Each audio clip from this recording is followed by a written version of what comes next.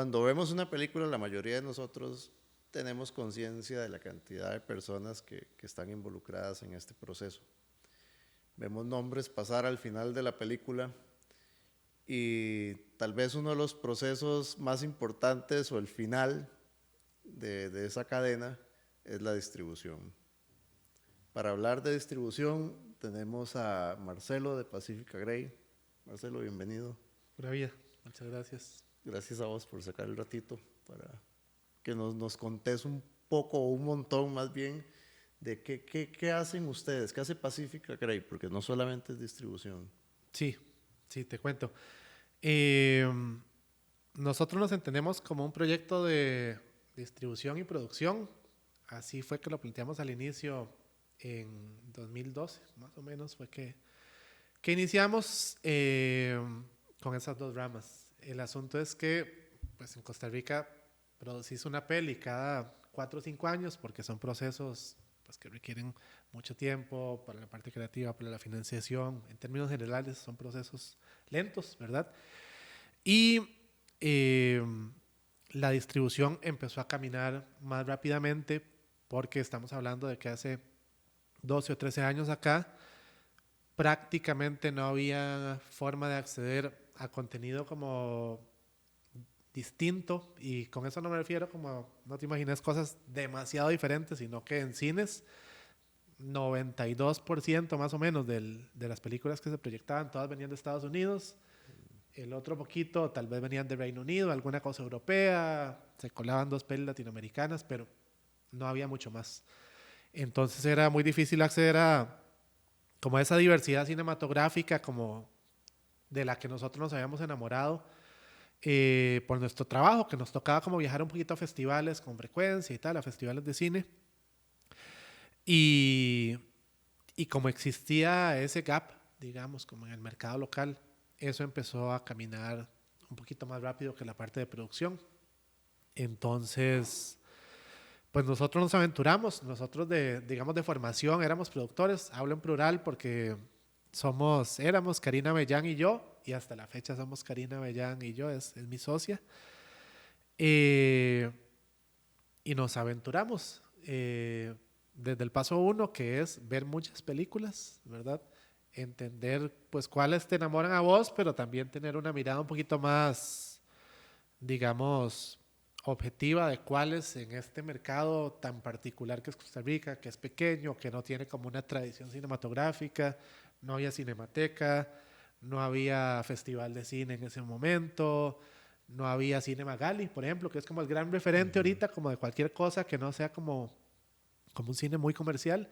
El Magali en ese momento acababa de cerrar como sala comercial, que era de CCM Cinemas, y, y sí, no estaba como operando, ¿verdad? Pero aún así decidimos como aventurarnos a empezar a adquirir películas que cumplieran como esos dos ejes, ¿verdad? Que tuvieran como cierta vocación de público, pero que fueran distintas a lo que estaba llegando. Y luego vienen como otro montón de pasos en esa cadena, ¿verdad? Pero ese fue como un poco como el origen, ¿verdad? Como detectar esa necesidad que nosotros mismos como usuarios sentíamos, ¿verdad? De que íbamos a un cine y siempre era la misma cosa. Todas nuestras películas favoritas no las habíamos visto en un cine y tal. Eh, y así fue un poquito que iniciamos. Te puedo contar un poco tal vez como de ese primer estreno que fue Sí, como sí, ¿cuál fue, o un más poquito bien cuál fue el particular. detonante? Sí, sí, contame eso. Eh, Nuestra primera película fue una película muy pequeña, guatemalteca, que se llama Las Marimbas del Infierno.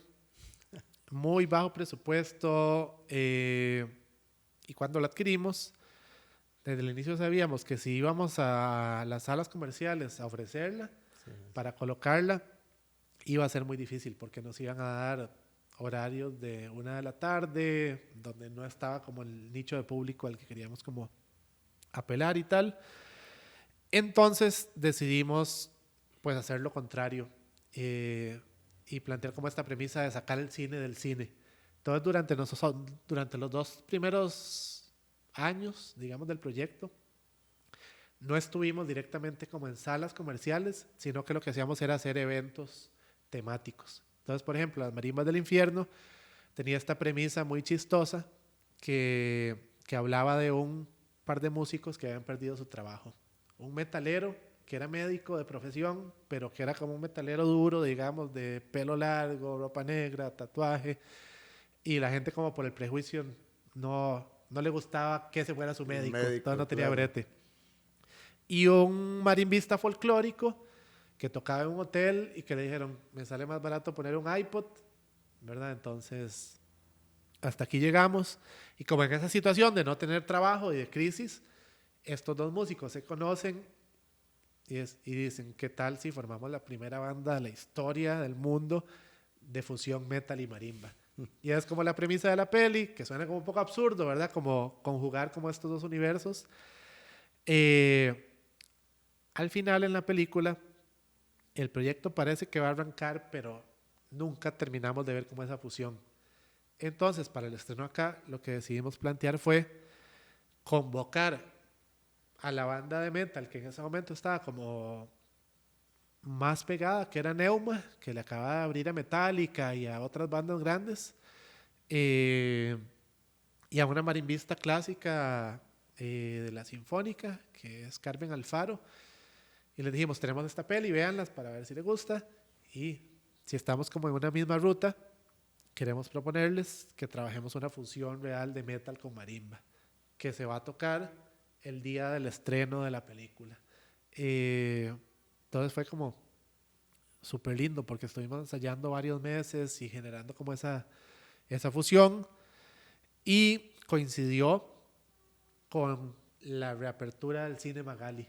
Entonces, de alguna manera, como que esta versión nueva del Magali que mucha gente conoce, y nosotros nacimos como en un momento similar, y el evento fue muy lindo porque fue la gente que le interesaba la película, pero también fue la gente que le gustaba Neuma, también fue la gente que le pareció una cosa muy rara, entonces le generaba curiosidad. Sí, lograron mezclar diferentes públicos. Exacto, Unirlos. y así estuvimos varios años, o sea, hicimos eventos de cine con gastronomía, de cine con literatura, en el Steinboll hicimos funciones en la playa, hicimos una función muy linda en la casa que está aquí cerca, al lado del centro de cine, de un documental que, bueno, que en ese momento como que tuvo bastante como resonancia, que se llamaba Marley, que era como un biopic de Bob Marley, pero digamos no ficción, sino documental.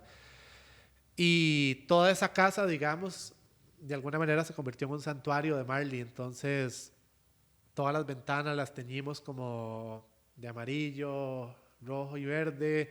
Hicimos como una exposición como de los personajes de la familia.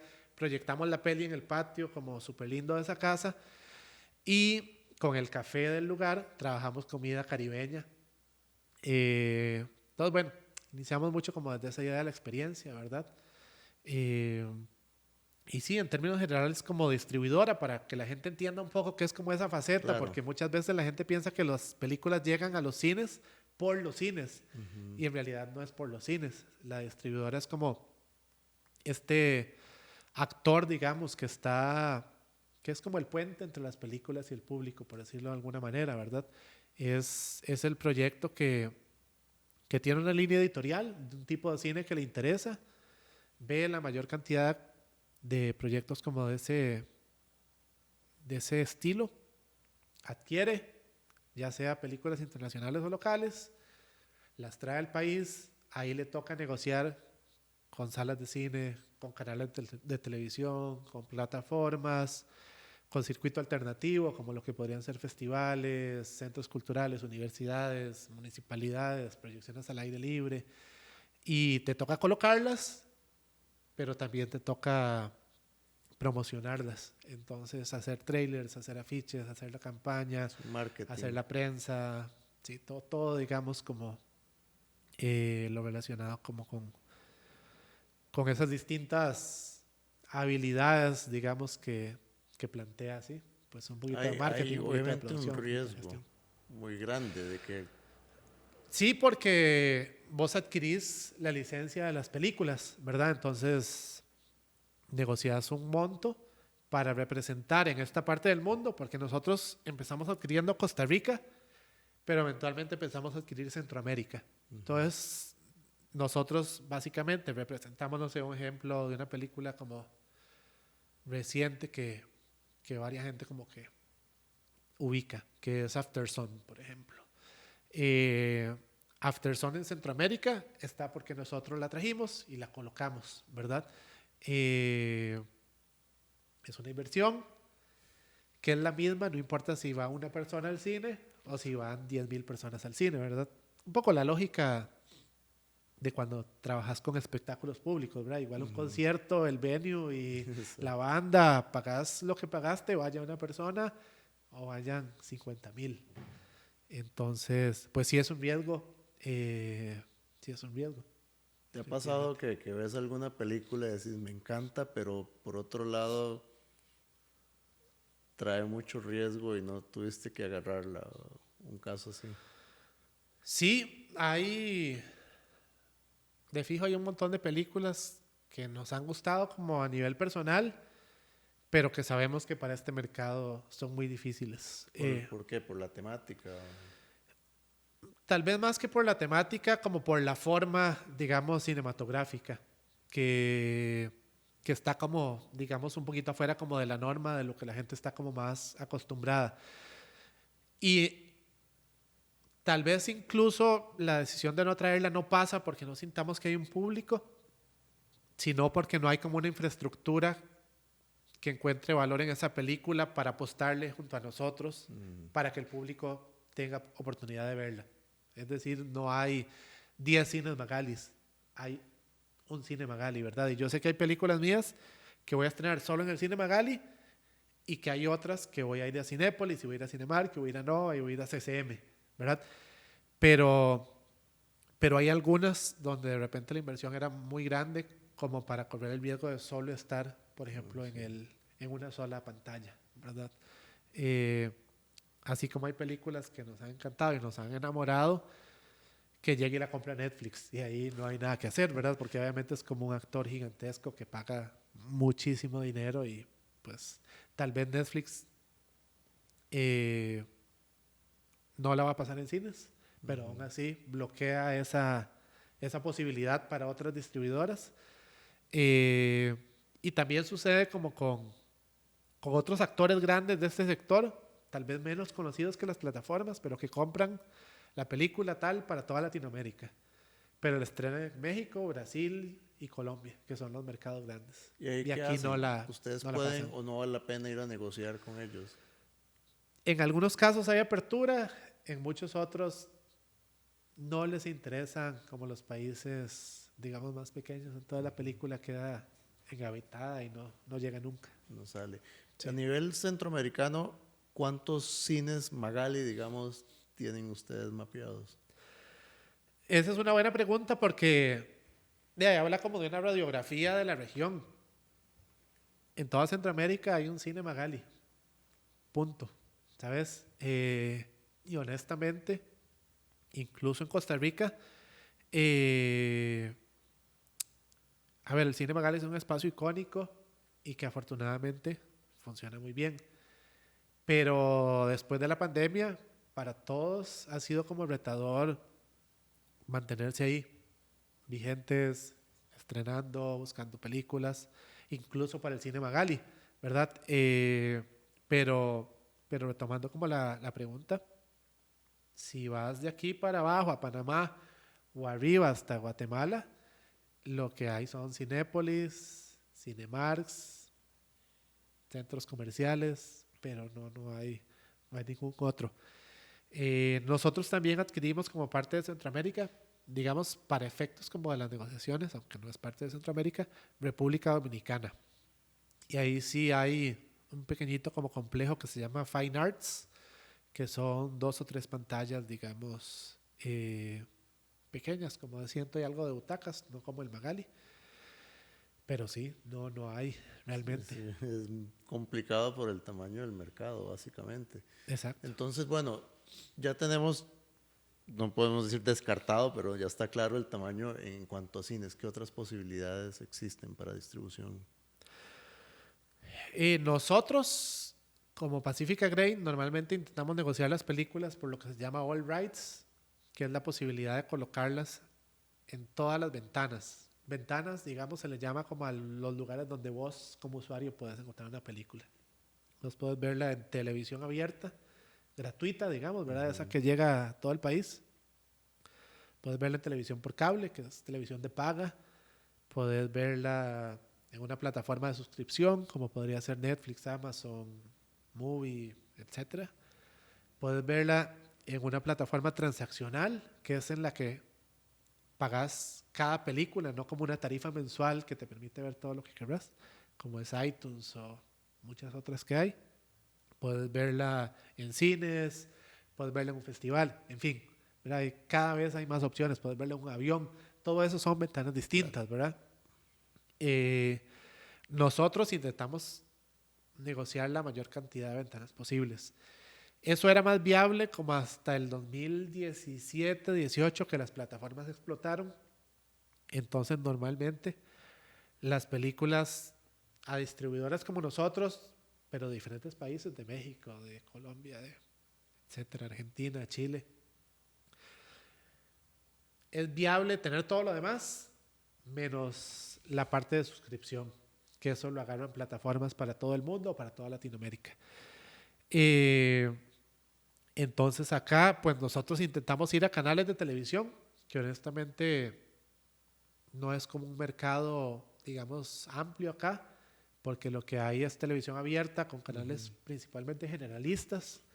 Entonces, como son generalistas, buscan contenido principalmente como de corte familiar, Sí, muy ¿verdad? light. Como ese concepto. Incluso te dicen o va doblada o no, no nos interesa nada subtitulado, ¿sabes? Claro. Eh, pero acá hay un proyecto como muy relevante y muy pionero, diría yo, que es de 15, de Canal 15 de la Universidad de Costa Rica, que ellos le están apostando a tratar de mostrar cine valioso de todas partes del mundo. Entonces, esa es una gran ventana, no solo para nosotros, sino para todos los productores nacionales, diría yo. Muchas películas nacionales han pasado por 15. Eh, y así vas, digamos, o sea, nosotros trabajamos acá con festivales, mucho con el CEREFIC, que es como el festival, digamos, grande del país, pero también con otros. Ahora hablábamos del PI, que fue este festival en Islita, ¿verdad? Una región súper alejada, donde pudimos proyectar 4 películas que de otra forma jamás hubieran llegado ahí, a Punta Islita. Eh, Trabajamos también con universidades, con municipalidades. Eh, Tenemos nuestro propio equipo de proyección al aire libre. Entonces, a veces con municipalidades les ofrecemos la peli, pero les ofrecemos como el evento Todo el completo, ¿verdad? evento. Sí. Eh, y nosotros tenemos la posibilidad de ofrecer la película a plataformas, digamos como iTunes o estas, ¿verdad? Pero lo que pasa es que esa es una ventana que aquí llegó un poco tarde y siento que la gente como que no se acostumbró a eso, sino que se acostumbró a la plataforma de suscripción, ¿verdad? Entonces, en esa ruta, nosotros decidimos tener nuestro propio espacio en línea, que es nuestra propia plataforma, que se llama pasi.tv o TV, digamos, ¿verdad? Pasi TV, donde tenemos nuestro catálogo, pero la idea es empezar a ampliar para que esa pueda ser como una especie de casa del cine costarricense y centroamericano, que es como Ahora el el ámbito en el que catálogo nosotros tiene trabajamos. de cine de la región o solo costarricense. Sí, nuestro catálogo procura ser lo más diverso posible, ¿sabes? Porque esa fue la premisa cuando Ah, iniciamos ok. y sigue siendo ahora. Entonces, a nivel de géneros, a nivel de estilos, entre más diferente, mejor. Pero también a nivel de procedencia geográfica. Entonces, tenemos películas, no sé, de Japón, de la India, de Francia, de España, de Italia, de Argentina, de Chile, de México, de Estados Unidos, y bueno, de Palestina, de muchos lugares más. Pero sin duda guardamos un espacio muy importante para el cine centroamericano. Yo diría que las mejores películas que se han hecho en Centroamérica, afortunadamente hemos tenido la oportunidad de traerlas acá. Y en Centroamérica se han hecho muy buenas películas en los últimos 10 años. Hablo de Ixcanul, de Jairo Bustamante, o La Llorona, también de él. Por ejemplo, Nuestras Madres, que fue una película que ganó la Cámara de Oro en el Festival de Cannes, que es un premio muy pesado. Y dentro de esta lógica de Centroamérica también hay un espacio particular muy importante para el cine tico. Entonces nosotros hemos estrenado muchas películas ticas que también están en la plataforma.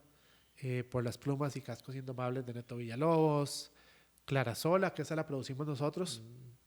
Y fue una película que estrenó en el Festival de Cannes y que tuvo estreno comercial en Estados Unidos, en Brasil, en Francia, en Reino Unido, en Australia, en Suiza, en salas de cine comerciales, ¿verdad? O sea, y muchas más. Muy recientemente tuvimos la oportunidad de estrenar Memorias de un cuerpo que arde, que fue una película que también resonó muchísimo, de Antonella Sudasasi, que esa fue como interesante porque resonó muchísimo a nivel internacional.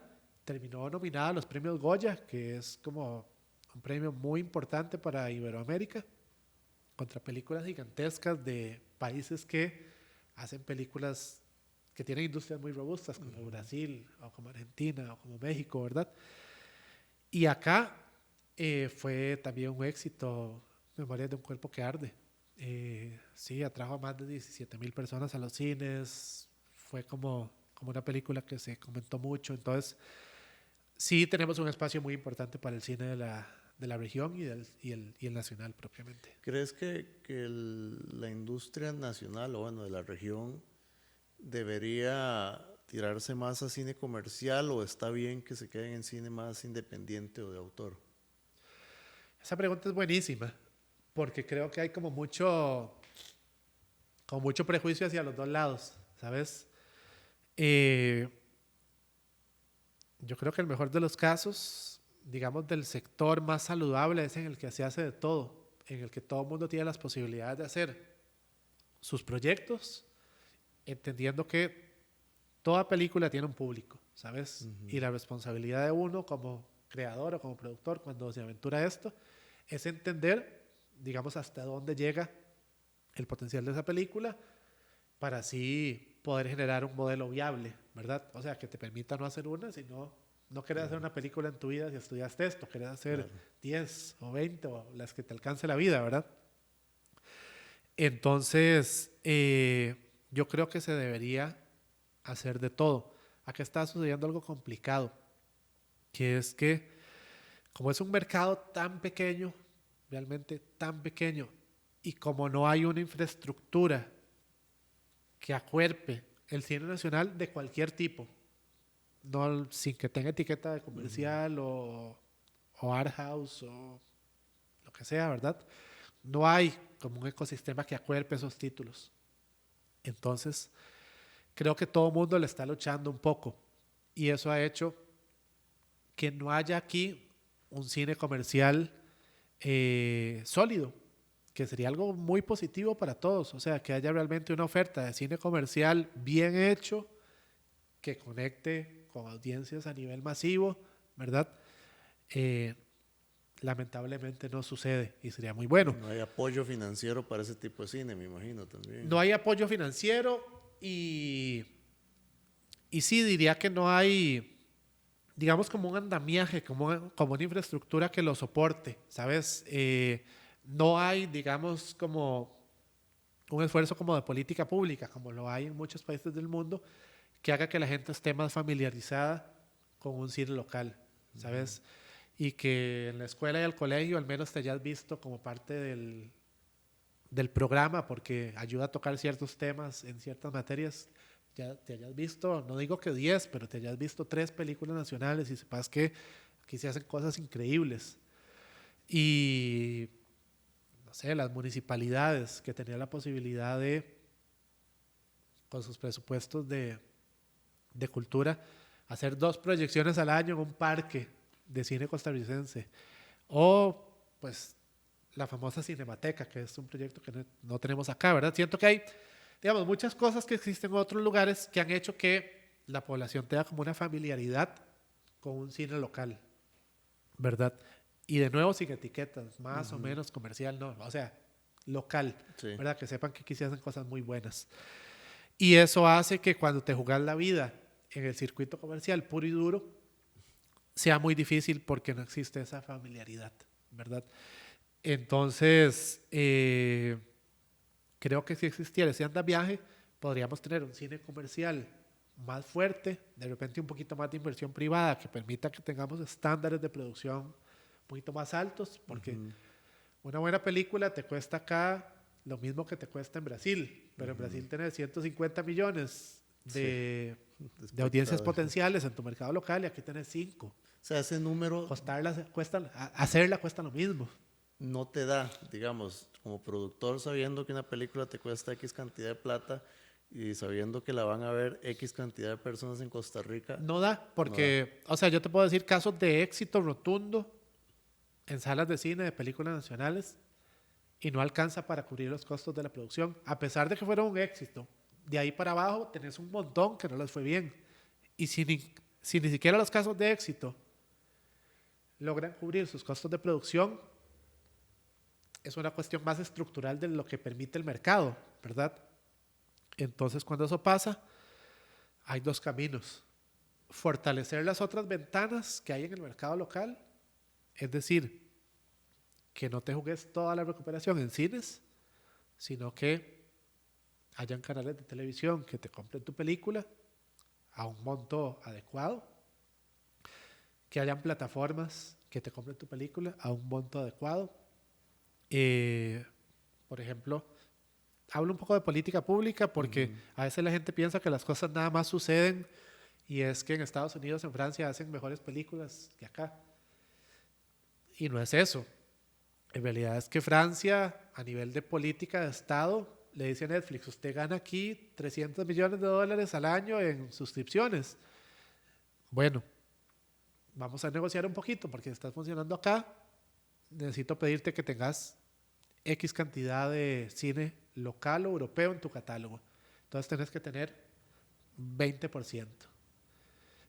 Eso es lo que hace que la gente esté familiarizada con un cine local y que pueda acceder a verlo, que sepa que existe. Entonces, o en Costa Rica existen salas de cine, televisión, plataformas, municipalidades, etcétera, y ahí vas como recuperando.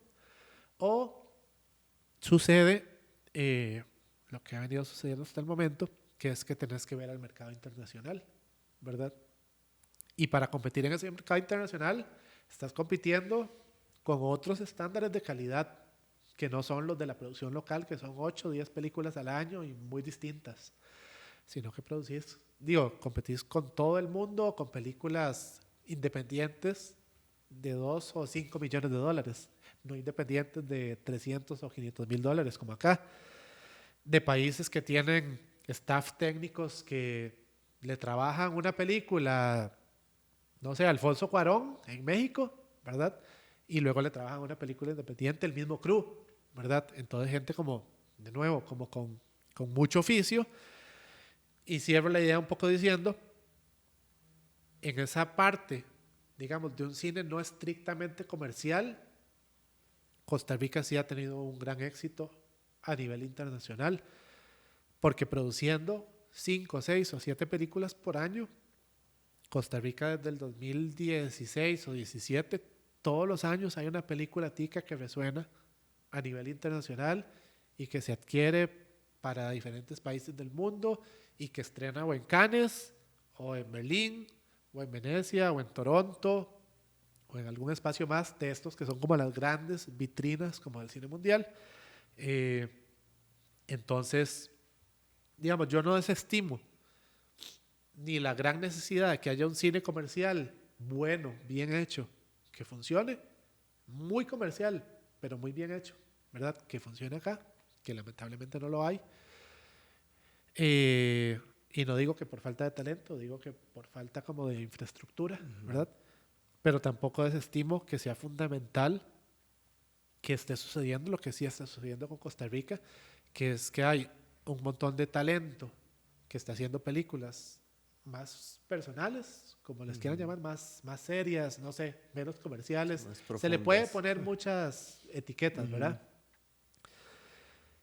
Que están logrando cosas muy importantes y que ahí Costa Rica está demostrando tener talento de talla mundial, ¿sabes? O sea, ya hay directoras de acá que están haciendo cosas muy importantes en otros lados. Así como, por ejemplo, en el ámbito comercial, Hernán Jiménez hace una peli acá, pero el resto, digamos, de su trabajo lo hace en Estados Unidos y ha hecho guiones o ha dirigido películas para plataformas como con un ámbito de acción muy gigantesco. No sé, pienso por ejemplo en Natalie Álvarez, que es la directora de Clarasola, que es esta película que te cuento que hicimos en 2020, que Natalie hizo Clarasola y unos meses después estaba convocada para dirigir varios capítulos de una serie no me acuerdo exactamente cuál canal o plataforma gringo, pero muy grande con actores, digamos, de peso, con Shailene Woodley, por ejemplo, que es una actriz gringa que sale en Big Little Lies y que sale en franquicias de Hollywood gigantescas y tal. ¿Sabes? O sea, ya hay talento local que, digo, está haciendo cosas como en los ámbitos, digamos, más destacados del audiovisual internacional. Sí, sería como cambiar la visión, de, tal vez como pasó con el café, que al final es producto de exportación, obviamente se deja aquí un poquito, pero es esa parte. ¿Cómo hacen ustedes cuando, o cómo es? Supongamos que yo soy productor o quiero producir. ¿Ya el productor tiene hablado la distribución o ustedes están constantemente buscando películas? ¿Dónde las encuentran? ¿Cómo se da esa chispa en ese momento que se juntan? Nosotros, bueno, ahí voy a hacerlo como más general. Eh, Como distribuidor necesitas ver mucho contenido, ¿verdad? Entonces, si tenés la posibilidad, procuras ir a los principales mercados de cine del mundo, que son 3 o 4. Vas al Marché du Film del Festival de O sea, Cannes. vas físicamente. Ajá, exacto. Vas al European Film Market del Festival de Berlín. Vas al Festival de Toronto, que pronto va a abrir un mercado, pero es como la puerta de entrada al mercado norteamericano, ¿verdad? O vas a mercados ya más nicho, como Ventana Sur, que es solo de contenido latinoamericano en Argentina. En fin, hay mercados de animación, hay mercados de terror, dependiendo de lo que andes buscando, ¿verdad? Eh, Hago como la pequeña diferenciación entre un mercado y un festival, ¿verdad? Un festival es un evento que tiene una selección de 20, 30 o 100 películas, ¿verdad? Que estrena, ahí es la primera vez que se ven. Pero normalmente los mercados que corren en paralelo a un festival, por ejemplo ese que te digo, el Marché du Film de Cannes, es un mercado donde puedes ver proyecciones de toda la cosecha prácticamente del año. O sea, de lo que ya se estrenó en los últimos 6 meses, pero también de películas que están a punto de estar listas, que vienen en el rango de los próximos 6 meses, un año. Entonces, si en el Festival de Cannes se proyectan 120 películas, en el Marché du Film, que es un espacio para profesionales, digamos, ¿verdad? Que andan buscando películas, se proyectan 2000, ¿verdad? Y si al Festival de Cannes se acreditan 2000 profesionales, al Marché du Film se acreditan 14,000, ¿verdad? 12,000. Entonces, son como las grandes reuniones como de la industria cinematográfica en el año y que lo que te permite es en un solo viaje, de ahí, como cubrir mucho, ¿verdad? Eh, en una semana o dos ves 50 películas, ves 5 películas por día. Vas anotando inmediatamente porque no te da Sí, tiempo al luego final de... ya digo, la que ves a las 10 de la noche, decís, bueno, necesito no dormirme, necesito estar concentrado. A veces te dormís, digo, es como imposible porque es muy intenso. Pero sí, esos son los espacios donde normalmente un distribuidor o un festival o una plataforma va a buscar las películas que posteriormente va a negociar, ¿verdad? Eh, Sucede en algunos casos que tu interlocutor cuando las vas a negociar es un productor, pero en la mayoría de los casos hay como un intermediario que se llama un agente de ventas, que es como la persona que representa una película tica en el mercado mundial, ¿verdad? Porque si vas a hacer una película acá, no necesariamente sabes cómo funciona España o China y no sabes cuánta plata pedirle a un distribuidor de China si te llega un mail que diga, me enteré de tu película, no sé cómo, no sé dónde, o sea, no sabes dónde la vio, Claro. pero dice, quiero comprártela para una plataforma china. No tenés idea de si en esa plataforma la van a ver 2 millones de personas o 500. Entonces, esta figura, que se llama el agente de ventas, lo que hace es que tiene un conocimiento como del mercado internacional y además tiene una red de contactos amplia de distribuidores de todos esos mercados. Entonces, normalmente vos como productor tico negocias con esa figura para que represente la película y le escriba a los 10 distribuidores chinos que conoce y a los 20 gringos y a los 15 españoles y a los 8 italianos y se las enseñe, ¿verdad? A ver si les gusta o no.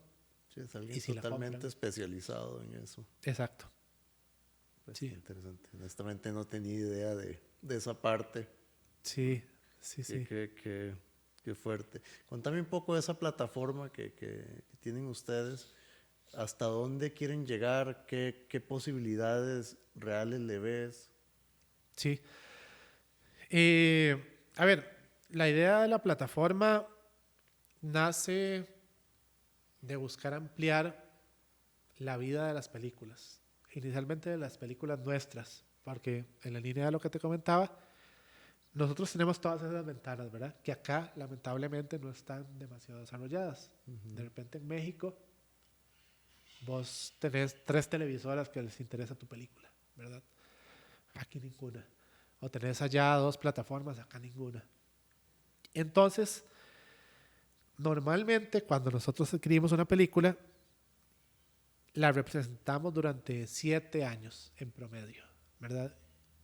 Y lo que sucede es que la estrenamos en cines, está 2, 3, 4, 5 semanas, dependiendo de que también le vaya, y luego no tenemos dónde colocarla. Y decís, me quedan 6 años de esta película, y un montón de gente que no la ha visto, de repente le fue bien en cines y la gente habló de la película, y hay gente que quiere verla, pues ya no tiene dónde verla porque la sacaron de cartelera porque venía una más grande. ¿Y qué hacemos? Entonces, ante ahora ese gap que existe, que es muy diferente al que existía cuando nosotros iniciamos, ¿verdad? Que era que las películas no llegaban a los cines, ¿verdad? Ahora el gap que existe es que no hay una plataforma local o regional que pueda convocar un público suficientemente amplio para que estén buscando el tipo de contenido que yo traigo y por tanto yo se lo puedo ofrecer.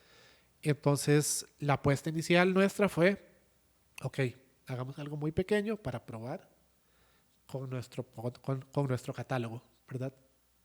Y ahí estamos, hemos estado durante un par de años y ahora un poco a donde queremos evolucionar, es decir, ya no va a ser no solo va a ser nuestro catálogo, sino que lo que queremos procurar es que ahí tenga cabida una buena parte del cine nacional, que le pasa exactamente lo mismo. Vas a cines 2 o 3 semanas, te pasaste 5 años y te gastaste un montón de dinero haciendo la película y luego la gente no tiene dónde verla, ¿sabes? Y digo, ni siquiera la gente que sí quiere verla, ¿sabes? Sí, no es como la Pasa. música. O sea, a uno le llegan correos y dicen, ¿dónde puedo ver la película? Claro. Y uno le dice, mira, cuando haya una proyección te aviso, porque no hay otros espacios. Entonces, pues esa es como la evolución que queremos darle como al proyecto, ampliar el catálogo lo más posible a un cine costarricense de calidad, luego a un cine centroamericano y empezar a trabajar como desde ese nicho a promover como la producción local. Sí, creo que sí, definitivamente la tecnología ha cambiado toda la estructura de la industria, ¿cierto? Sí, sí, digo, la rompió completamente con la lógica tradicional de cómo estamos operando. Igual todo sigue cambiando diariamente, incluso como en el mismo nicho como de ese consumo digital, ¿verdad? Pero, pero pues creo que toca como adaptarse un poco como a eso y entender cómo sacarle como lo mejor. Si hacemos esta entrevista en el 2030, ¿dónde va a estar Pacific Grey? ¿Dónde la ves?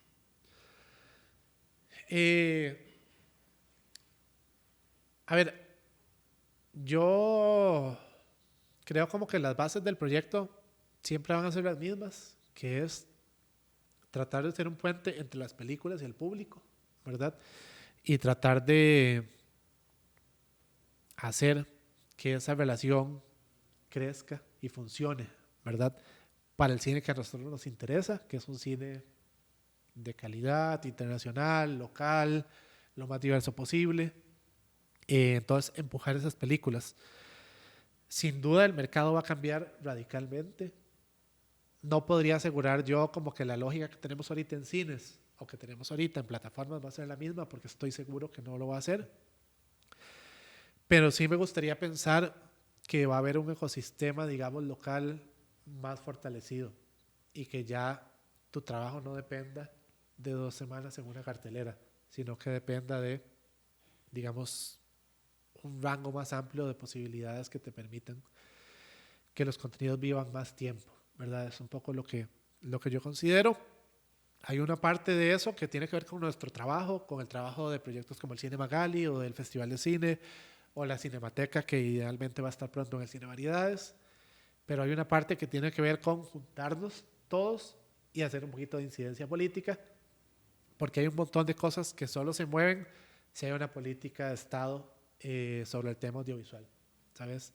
Y es eso lo que va a permitir que el público local tenga más familiaridad con lo que está haciendo un montón de gente acá y que está haciendo de una manera muy profesional y con resultados muy destacados, ¿sabes? Entonces creo que es cuestión de tiempo para que, digamos, eso pueda terminar de enlazar. Perfecto, muchas gracias. Pura vida. Bueno, viene año político, así que atención a esto, a ver quién se pone las pilas con todo esto.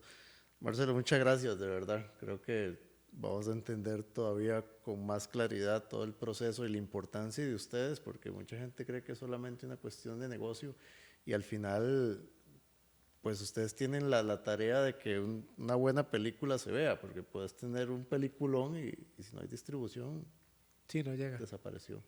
Sí, sí, no, muchas gracias por el espacio y bueno, la idea es seguir, ¿sabes? Seguir trabajando justo como por esas películas que uno dice, ¿cómo es posible que esto no esté llegando acá y no lo esté viendo más gente? Exacto. ¿Sabes? Porque, pues nada, creo que todo el mundo tiene una película que, a ver, no me atrevo a decir que le ha cambiado la vida, pero que sí lo ha tocado desde Impactado. lugares como fuertes, que lo han puesto a pensar en cosas. Y la mayoría de casos creo que no son de películas de las que se están viendo ahorita en los moles. Entonces, creo que vale la pena seguir buscando esos títulos que conectan, que se te quedan no por 2 horas, sino por 10 años y seguir como tratando de ser ese puente. Sí. Perfecto. Bueno, muchas gracias a todos. Ya saben, pueden comentar, podemos seguir hablando del tema, podemos hacer otro capítulo más. Suscríbanse porque el próximo también va a estar muy bueno y nos vemos en la próxima. Gracias. Pura vida.